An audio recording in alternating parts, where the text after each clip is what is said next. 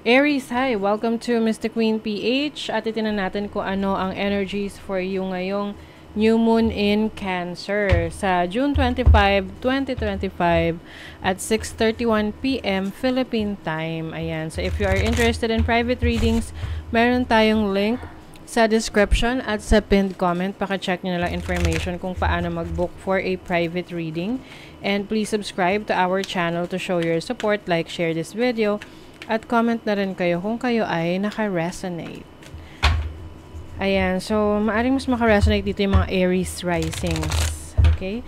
So let's begin. So for you Aries, itong new moon is happening in your 4th house of family, your home life, your roots, your foundation, your comfort zone. Ayan.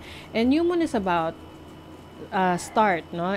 Simula, pagsisimula, pagpupunla.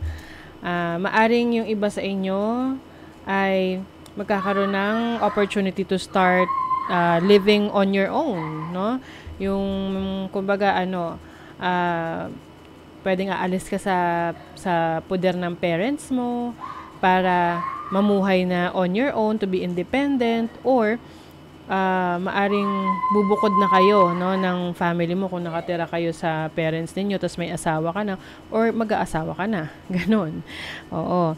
So, I feel like this is also, kumbaga ikaw rin yung may gusto nito kasi meron tong challenging aspect, no, sa first house, sa Saturn. Kasi Saturn is already in your sign right now. Although si Saturn kasi hindi siya masaya sa sign ng Aries. Because Saturn is about restriction, delays, structure, discipline. And Aries energy is someone na, fast forward siya, no? Talagang someone who wants to take action, which is in your first house. So talagang merong conflict dito ng energies for you. Although you want to, start something new, you want to explore, pero parang may mga pumipigil, may mga hadlang, no, sa mga plano mo. May mga times rin kasi na parang magiging delusional tayo na yun yung tinatawag nating delulu, 'di ba? Na we are thinking na kaya ko tong gawin. I can do this. Kaya to ng aking energy, but actually hindi pala, no?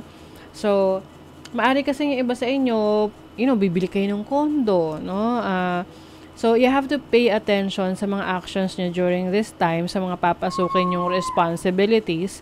Kasi baka hindi nyo pala kaya. So, mas maganda kung kaya nyo talaga, no? Na talagang masasabi nyo na, wala akong magiging problema dyan. Let's go, let's do this. Okay? Lalo na kung ito ay, expansion. Like, for example, you want to, meron kang gustong uy, kung may naririnig kayong maingay sa background, yung anak ko, nanonood kasi siya ng TV, tapos ang ingay. Anyway, halimbawa, mag-extend kayo ng bahay, magpapa-renovate ka ng bahay. So, you have to make sure na may pondo ka for that, no? Kasi, pwedeng mabitin. Na halimbawa, kinulang yung pondo mo. Nabitin tuloy, so nakatiwangwang yung bahay mo doon, hindi mo talaga naayos. Or yung tipong, bubukod ka na kasi, parang pwedeng naiinis ka sa parents mo or parang you feel like, pinapakaalaman nila yung buhay mo, ganun. So, sasabihin mo, magsosolo ka na, solo living ka na, magpapaka-independent ka na. Pero yung pala, yung resources mo, kulang pa, hindi mo pa pala kaya. So, you have to prepare for this, no? You have to think it through. Pag-isipan mo munang maigi. Okay? Kung ano yung mga plano mo moving forward, yung mga sisimulan mo. Especially if this is related sa pagpapatayo ng bahay, pagbili ng bahay, pagpapagawa, pag-upgrade ng bahay. Dahil maaring, this can be challenging for you in the long run. Okay? So, meron din kasi tong positive aspect sa iyong 6th house, which is about your health, your daily routine.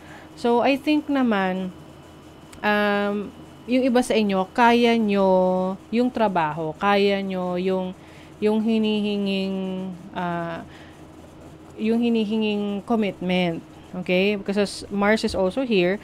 Mars is the planet of action and initiation. So, kung talagang kaya nyo, then go for it. Okay? Do it. Kaya lang with the energy ng Virgo here, kailangan planado. Well calculated yung mga risk na iti-take ninyo. Otherwise, baka ma-frustrate ka lang. Kasi 11th house is your goals, your hopes and dreams. Meron siyang challenging aspect ngayon sa moon. And Pluto is about transformation. So baka ma-frustrate ka lang doon sa mga bagay na gusto mong baguhin sa buhay mo na gusto mong ma-achieve for yourself, 'di ba? So you have to make sure na kaya ng katawan mo, kaya ng resources mo because it is squaring your first house. Medyo demanding to. It takes a lot of responsibility, discipline, okay? Kung kaya mo talagang gawin tong mga changes na ito. And makikita mo agad yung resulta niyan within 6 months. Pagdating ng January 2026, pag nagkaroon ng full moon in Cancer. Okay? So, let's see what else for Aries. Champion of Wands. Ayan. Very Aries ang energy nito. This is about taking risk, setting goals, taking action, moving forward. So, you have to make sure na well-equipped ka. Kumbaga sa labanan kumpleto ka ng gadgets eh. Kumpleto ka ng sandata mo, no? Yung mga weapons mo or ano yung mga kailangan mo.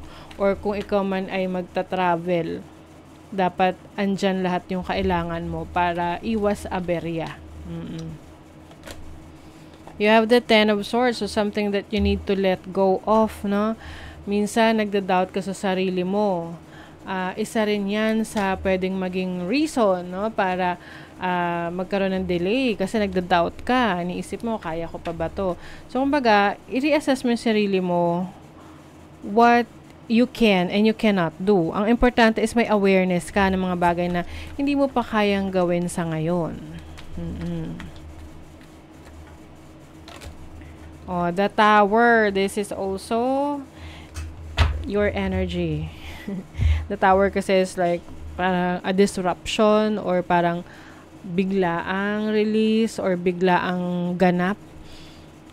I feel like alam mo yung feeling na may nakabara, no? May nakabara sa isang tubo, sa isang pipeline, kaya yung tubig na lumalabas doon kokonti, 'di ba? Pero once na matanggal mo yung bara na yon, talagang bubulusok, bubuhos. So that's what I'm seeing for you, Aries. Which is, you have to let go of your limiting beliefs. Na, yung tipong pwede kasing, pag hindi umayon sa gusto mo, yung nakikita mo or nangyayari, nawawalan ka na ng interest na parang, baka hindi para sa akin or hindi ko na gagawin, wag na lang, next time na lang, no? So, this is the time for commitment para sa'yo. You have to commit yourself about what you really want para sa sarili mo, para sa pangarap mo. Kasi kung hanggang ngayon, hindi mo pa rin yan alam, at hindi mo inaalam, ina-explore, maaring malunod ka dun sa illusions or delusions mo na, gagawin ko yan bukas. Hanggang sa paglingon mo, ang tagal na pala, kumbaga, lumipas na pala yung maraming panahon, wala pa rin natapos, wala ka pa rin nasimulan. Okay? So, let's see. Surrender to the divine. Full moon. Surrender to the divine. May mga bagay na hindi tayo kontrolado, 'di ba? So that is something na kailangan mo i-surrender. Hindi mo kailangan ipilit kasi hindi mo nga kontrolado. But what you can control is your power. Nandun yung power mo kasi nga kontrolado mo, 'di ba? So doon ka mag-focus. Ano ba yung mga bagay na kontrolado mo? Yung mindset mo, yung actions mo, yung disiplina mo, yung structure mo sa sarili mo. Yun yung kontrolado mo. 'Di ba? Oh my God. 'Di ba we were just talking about this? Release your blocks. Ito yung sinasabi kong bumabara. Nakabara. Kaya parang konti lang yung lumalabas na tubig sa pipeline. Release your blocks. Whatever this is. Actually, alam mo to eh. Alam mo tong pumipigil sa'yo eh. Alam mo tong mga humahad lang sa'yo. You have to release that. I think this is something inner. This is something within you. So, you have to be more committed sa mga goals mo para may maging resulta talaga. Okay? So, that is your reading, Aries. Thank you so much. See you again.